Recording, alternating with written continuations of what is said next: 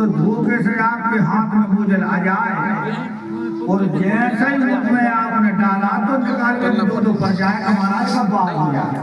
इतना खारा पूरा मुंह बिगाड़ देगा, पूरा मुंह आपका खारा हो जाएगा। दिखने का सुंदर है, काम का नहीं है। अच्छा इस बात को महाराज इस संसार में घटाओ, बोले हाँ घटाओ।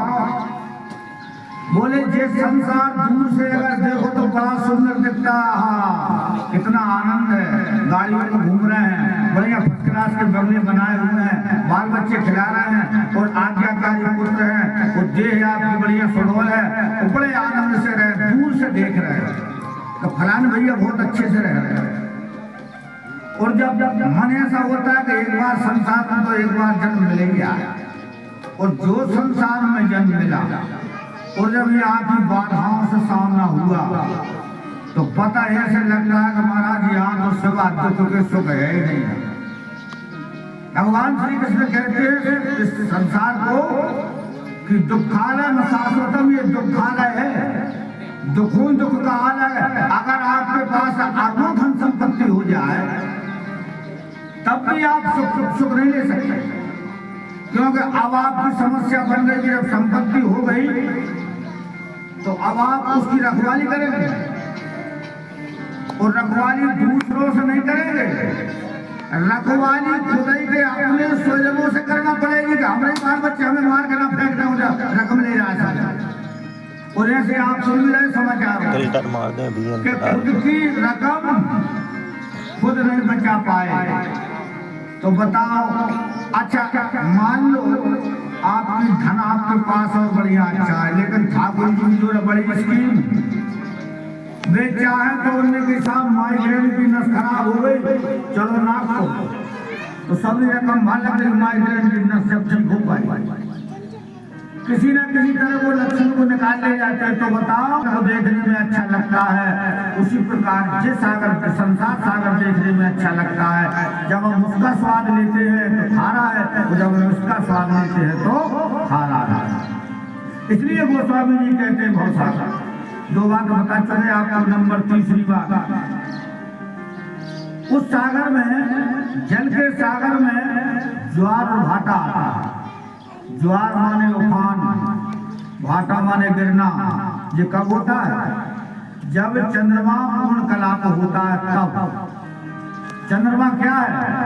हमारे वेद में शास्त्री जी कहते हैं चंद्रमा मन सो, चंद्रमा ही मन है। तो समुद्र चंद्रमा को पाने के लिए उठता है, उफान आती है उसमें और बैठ जाता है, और उसका जल कभी स्थिर नहीं रहता। तुम्हारा ये तो जल वाले सागर की बात हो गई। अब इस सागर में बोले संसार सागर में जब व्यक्ति आता है तो उसके मन में उन्नति की और ऊंचाइयों के उफान आते, बार बार उफान आते। उनको सियाने बुजुर्ग लोग समझाते हैं लेकिन नहीं समझता, और कई बार उफान आते और वो सक्सेस नहीं हो पाता, फलस्वरूप गिर जाता। इसलिए वो सागर और ये सागर बिल्कुल एक सागर। इसलिए गोस्वामी जी कहते हैं भव सागर चाह पार जो पार, भव सागर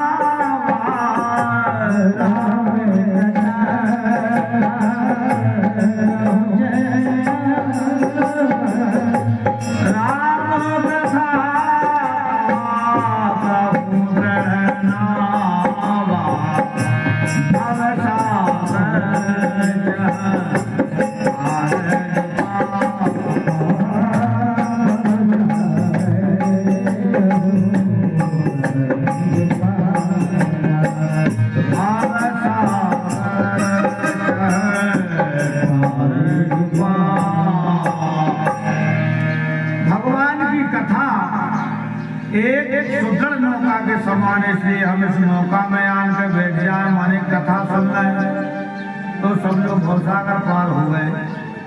लेकिन कथा बड़े आदर से और मन से सुनी जाती है, मन लगाकर। उत्तम श्रोता बनो, जो कथा यहाँ सुनाई जाए तो आप उस कथा को कोई पूछे तो आप सुना दो, तब वो आपको उत्तम श्रोता के लक्षण होंगे। अब आप एक बात